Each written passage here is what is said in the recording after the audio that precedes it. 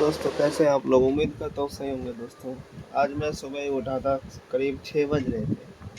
6 बजे उठा, फिर ब्रश किया, थोड़े बहुत कपड़े थे, कपड़े धोया। उसके बाद फिर ब्रश किया, फिर नहाया, फिर बाथरूम गया, क्योंकि मैं दिल्ली में रहता हूँ, आप जैसा देख सकते हैं। इतना छोटा कमरा रहता है ना दिल्ली में, क्या बताएं। तो नहाने के बाद ही गया था मैं बाथरूम, फिर वहाँ से आया तो खाना बनाने का भी टाइम नहीं मिला। उसके बाद सीधा गाड़ी लेने चला गया। कल ही बात किया था एक बंदे से, उसने बोला ठीक है आओ दिला देता हूँ। तो गया था मैं। वहाँ जाने के बाद लगभग 11 बजे हम लोग हब पे गए जहाँ स्कूटर मिलता है। तो वहाँ गए हम लोग, फिर हमारा काम हुआ। उसने ऐप खोला, ऐप में मेरा नंबर वंबर डाला, आधार कार्ड डाला। फिर मुझे बोला अपना लर्निंग दो, मैंने लर्निंग अपलोड कर दी। उससे पहले मेरे से 3,000 रुपये उसने ऐप में डलवा लिए थे। मैंने लर्निंग डाल दी। फिर उसने मेरे मोबाइल से उसका स्क्रीनशॉट लेके अपने किसी ग्रुप में डाला अप्रूवल के लिए।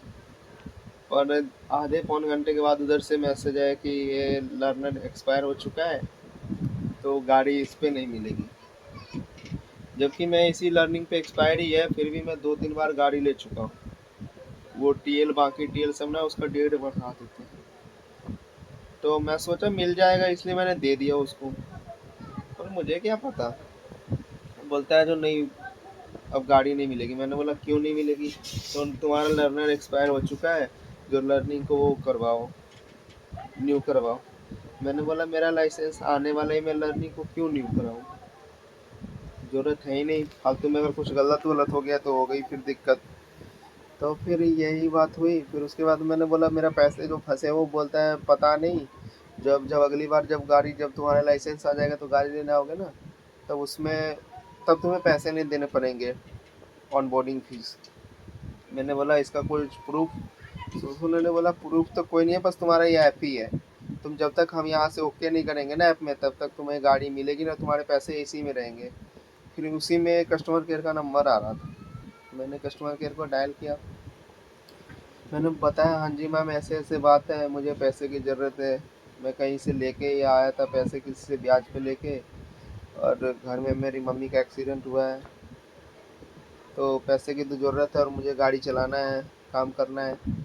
पैसे कैसे होगा? मुझे पैसे रिटर्न चाहिए, मैं कहीं और से गाड़ी ले लूँगा। उन्होंने बोला ठीक है, जो पैसे आपके वापस आ जाएंगे, आप फॉर्म फिलअप कर दो। नहीं तो मैं आपको एक नंबर व्हाट्सअप दे रही हूँ, उस पर आप मैसेज कर दो अपना अकाउंट नंबर और IFSC कोड और अकाउंट होल्डर का नाम। मैंने व्हाट्सएप पे हाई लिख के फिर अपना सब कुछ IFSC, वो बैंक का नाम और अकाउंट नंबर और अपना नाम लिख के भेज दिया मैंने। फिर इसके बाद में फिर भी मैं कम, वो क्या बोलते हैं, टीएल से पूछा। बोला ठीक है अब तुम जा सकते हो, जब तुम्हें लेने का मन हो तो आ जाना। फिर मैं वहाँ से वापस आ गया। लेकिन एक बात आप मैंने कल आपसे छुपाई थी।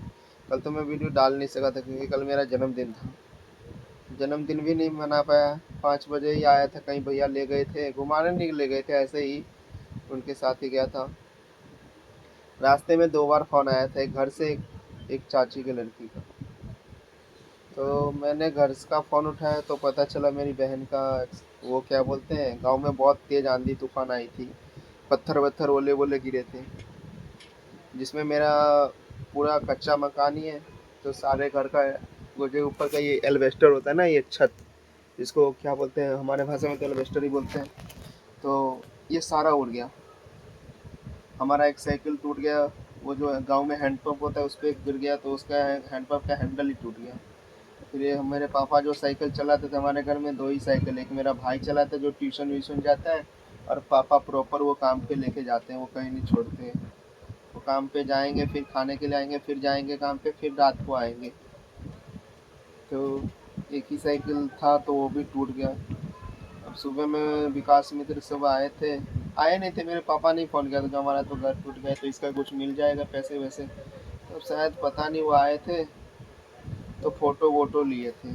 अब मेरी बात नहीं हुई, उन्होंने बोला जब फ़ोटो वोटो लेके लेने आएंगे, ऐसा उन्होंने बताया विकास मित्र ने। तब से बात ही नहीं किया। फिर मैं थक हार के भूखा प्यासा 2:30 बजे वहाँ से रिटर्न आ गया, पैदल ही गया था। मेरे पास उतने पैसे हैं नहीं, जैसे कि मैं आपको बताया था, मेरे पास उतने पैसे हैं नहीं।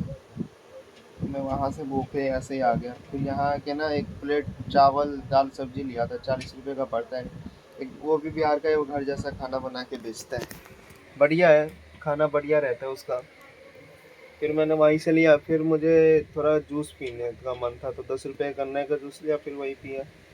उसके बाद फिर मैं थोड़ी देर के लिए लेटा था, सोचा अब क्या करूं, वीडियो बनाने का टाइम मिलता ही नहीं है, जिसलिए जो होता है मैं आप सबसे शेयर करता हूँ। बाकी आप लोग सपोर्ट वपोर्ट कीजिए, मुझे मेरे घर में भी बहुत दिक्कत है दोस्तों यार।